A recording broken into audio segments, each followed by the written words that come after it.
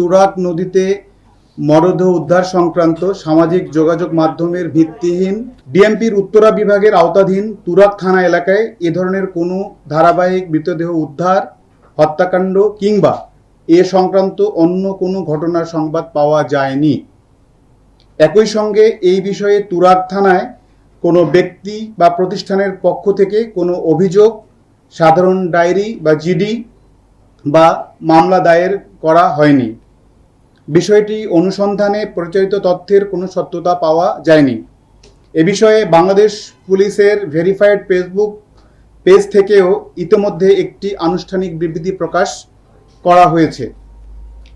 এদিকে মিরপুর ক্রাইম ডিভিশনের আওতাধীন পল্লবী ও রূপনগর থানার ভৌগোলিক সীমানা পর্যালোচনা করে দেখা গেছে, সামাজিক যোগাযোগ মাধ্যমে প্রচারিত তথ্যের সঙ্গে উক্ত দুই থানার কোনো সংশ্লিষ্টতা নেই।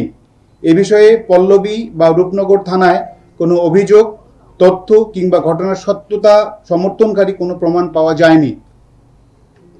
সামাজিক যোগাযোগ মাধ্যমে প্রচারিত যে কোনো তথ্য যাচাই বাছাই ছাড়া এই ধরনের তথ্য প্রচার, বিশ্বাস করা বা তা শেয়ার করা থেকে বিরত থাকা সমীচীন। কোনো গুজব, বিভ্রান্তিকর বা উস্কানিমূলক তথ্য সমাজে অস্থিরতা সৃষ্টি করতে পারে এবং আইন শৃঙ্খলা পরিস্থিতির অবনতির কারণ হতে পারে।